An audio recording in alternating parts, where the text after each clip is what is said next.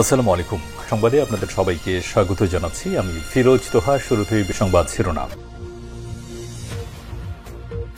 বাংলাদেশের সর্বশেষ গুরুত্বপূর্ণ আপডেট সংবাদে আপনাকে স্বাগত। শুরুতেই সংবাদ শিরোনাম, পরে বিস্তারিত।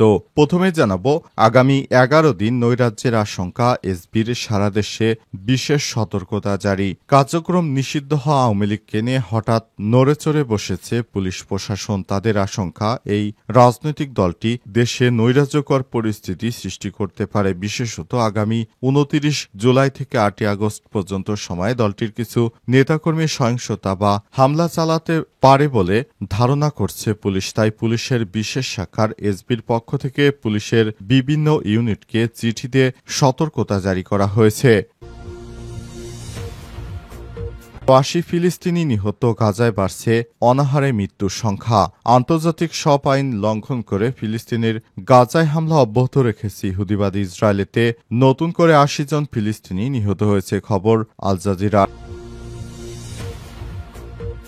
এরপর জানাবো, ইরানের পারমাণবিক স্থাপনায় আবারও হামলার হুমকি দিলেন ডোনাল্ড ট্রাম্প। ইরানের পারমাণবিক স্থাপনায় আবারও জোরদার হামলা চালানোর হুমকি দিয়েছেন যুক্তরাষ্ট্রের প্রেসিডেন্ট ডোনাল্ড ট্রাম্প। আজ স্কটল্যান্ডের পশ্চিম উপকূলে টানবেরি গল্ফ রিসোর্টে যুক্তরাজ্যের প্রধানমন্ত্রী কেয়ার স্টারমারের সঙ্গে আলাপকালে এই হুঁশিয়ারি দেন তিনি।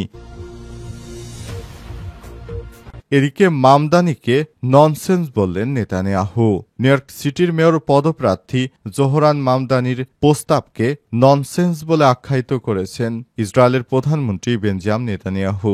আজ প্রচারিত এক সাক্ষাৎকারে তিনি বলেছেন, মানুষকে দোকান লুট করতে দিতে চাইলে, আবার পুলিশ কমাতে চাইলে তা ভালো সমাজ গড়ে উঠবে না। বাস্তবতা একদিন বুঝিয়ে দেবে সব কতটা বোকামি। এদিকে জুলাই ঘোষণাপত্র কেন হয়নি কারণ জানালেন তথ্য উপদেষ্টা। জুলাই ঘোষণাপত্র না হওয়ার কারণ জানিয়েছেন তথ্য সম্প্রচার উপদেষ্টা মাহফুজ। আজ নিজের ভেরিফাইড আইডিতে এই ঘোষণা দেন তিনি বলেন, জুলাই ঘোষণাপত্র 31 ডিসেম্বর ঘোষিত হওয়ার কথা ছিল, কিন্তু রাজনৈতিক দলগুলোর ঐক্যমতের জন্য সেসব প্রক্রিয়া দীর্ঘায়িত হয়েছে। ফেব্রুয়ারির মাঝামাঝি বিভিন্ন দলের খসড়া প্রস্তুত হলেও ঘোষণাপত্রের বিভিন্ন প্রস্তাব নিয়ে সংলাপ মীমাংসায় পৌঁছায়।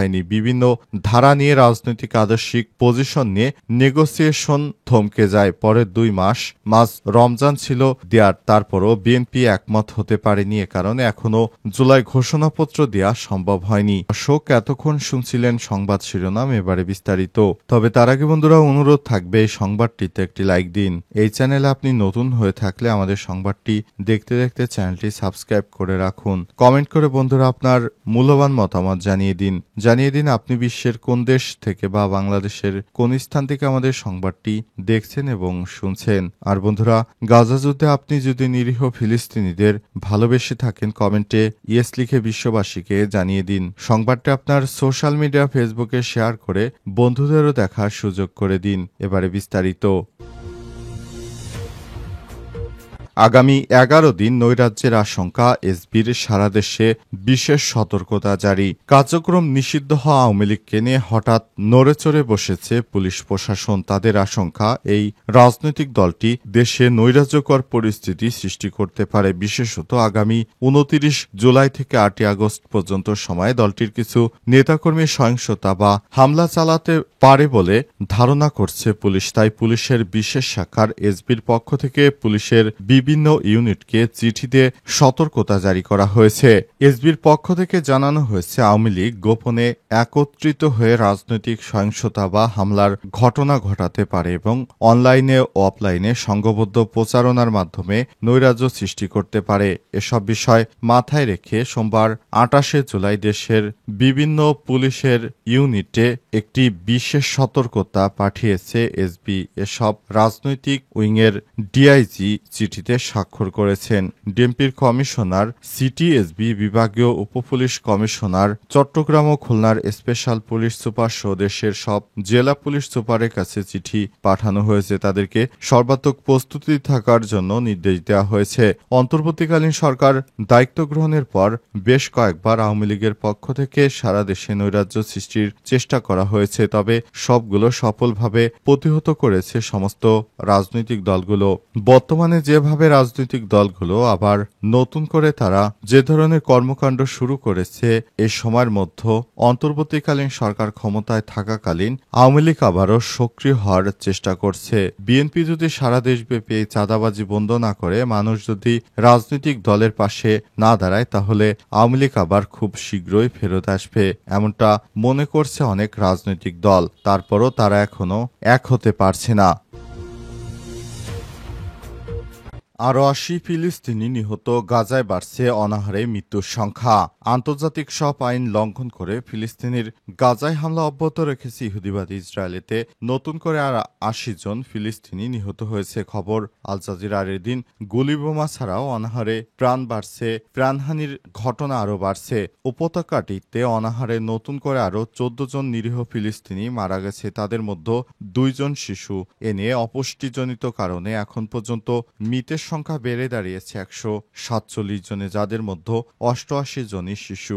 গাজা স্বাস্থ্য মন্ত্রণালয়ের বরাতে আল জাজিরা জানায়, গত ২৪ ঘন্টায় এসব প্রাণহানির ঘটনা ঘটে। তবে প্রকৃত সংখ্যা আরও বেশি হবে, কারণ অনেকেই আহত নিহতকে হাসপাতালে আনা সম্ভব হয়নি। এছাড়াও ধ্বংসস্তূপের নিচেও অনেকেই আটকে পড়ে আছে, তাদের সংখ্যাও তালিকাভুক্ত করতে হবে। এদিকে কিছুটা স্বস্তির খবর হলো, গাজার ভয়াবহ মানবিক সংকট ও ক্রমবর্ধমান আন্তর্জাতিক চাপের মুখে অবশেষে প্রতিদিন নির্দিষ্ট সময়ের জন্য যুদ্ধবিরতি ঘোষণা দিয়েছে ইসরায়েল। ঘোষণায় বলা হয়েছে, তারা প্রতিদিন নির্দিষ্ট কিছু এলাকায় ১০ ঘন্টার জন্য সামরিক অভিযান স্থগিত রাখতে বাধ্য হবে এবং নতুন ত্রাণ করিডর চালু করেছে। অবস্থায় সংযুক্ত আরব আমিরাত, মিশর এছাড়াও জর্ডান থেকে একে একে ত্রাণবাহী সামগ্রী যাচ্ছে গাজায়। সেখানে নিরীহ মানুষ অনেকদিন পর একটু খাবারের সুযোগ পেল।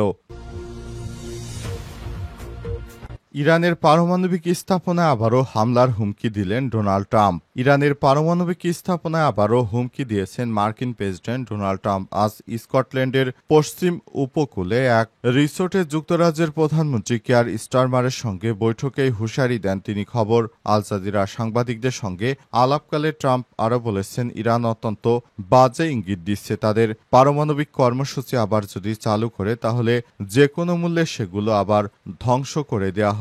তিনি বলেন, আমাদের পাইলটদের সঙ্গে আমি আলাপ করে রেখেছি, আমাদের সেনাবাহিনীর সঙ্গে আলাপ করে রেখেছি, ইহুদিবাদী ইসরায়েলের প্রধানমন্ত্রীর সঙ্গে আলাপ করে রেখেছি, সবার সঙ্গে আলাপ করে রেখেছি। ইরান যদি ভবিষ্যতে এই ধরনের কর্মসূচি আবার চালাতে চায়, কিংবা তাদের সেই পারমাণবিক কর্মসূচি নিয়ে ইরান যদি আবারও এই ধরনের কার্যক্রম চালাতে যায়, তাহলে নতুন করে ইরানে বাংকার ব্লাস্টার বোমার থেকে বিধ্বংসী বোমা দিয়ে হামলা চালানো হবে বলে ঘোষণা দিয়েছেন তিনি আরো বলেন, আমরা চাই ইরান শান্তিপূর্ণভাবে তাদের সঙ্গে, আমাদের সঙ্গে একটি চুক্তি হওয়ার কথা ছিল, সে বিষয়টি নিয়ে তারা চুক্তি করুক, কিন্তু কোনোভাবেই তারা আমাদের সঙ্গে সেই চুক্তি করতে রাজি হচ্ছে না।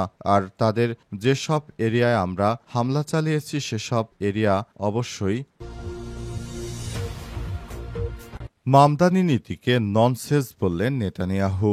নিউ ইয়র্ক সিটির মেয়র পদপ্রার্থী জোহরান মামদানির প্রস্তাবিত নীতিকে ননসেন্স বলে আখ্যায়িত করেছেন ইসরায়েলের প্রধানমন্ত্রী বেঞ্জামিন নেতানিয়াহু। প্রচারিত এক সাক্ষাৎকারে তিনি বলেছেন, মানুষকে দোকান লুট করতে দিতে চাইলে, আবার পুলিশ কমাতে চাইলে তা ভালো সমাজ গড়বে না। বাস্তবতা একদিন বুঝিয়ে দেবে এসব কতটা বোকামি। ৩৩ বছর বয়সী মামদানি নিউ ইয়র্ক সিটির ডেমোক্রেটিক মেয়র হিসেবে প্রাথমিকভাবে জয়ী হয়েছেন। তিনি স্পষ্ট করেছেন, আমি পুলিশকে ডিফেন্ড করব না, বরং মানবিক স্বাস্থ্য ও গৃহহীন সংকট সমাধানে পুলিশকে সহযোগিতা করতে চাই। এর আগে গত ডিসেম্বর মাসে মামদানি ঘোষণা দিয়েছিলেন, তিনি মেয়র হলে নিউ ইয়র্কে আসলে নেতানিয়াহুকে গ্রেপ্তার করবেন। আন্তর্জাতিক অপরাধ আদালত আইসিসি নেতানিয়াহুর বিরুদ্ধে যুদ্ধ অপরাধের অভিযোগ এনেছে, যা ইসরায়েল অস্বীকার করেছে। এই প্রসঙ্গে নেতানিয়াহু বলেছেন, তিনি এসব হুমকিতে চিন্তিত নন। মার্কিন প্রেসিডেন্ট ডোনাল্ড ট্রাম্প বলেছেন, আমি নেতানিয়াহুকে বের করে আনব। নেতানিয়াহুর সমালোচনার জবাবে মামদানি বলেছেন, ইহুদি নিউ ইয়র্কবাসীদের আমি ভালোবাসি ও সম্মান করি, আমাকে অ্যান্টি সেন্টিমেন্ট বলা কষ্টদায়ক। তিনি নিউ ইয়র্কে ঘৃণাভরে অপরাধ দমন করতে বাজেট ৮০০% বাড়ানোর প্রতিশ্রুতি দিয়েছেন। আর এই বিষয়টি নিয়ে নেতানিয়াহু মামদানির অনেক সমালোচনা করেছেন।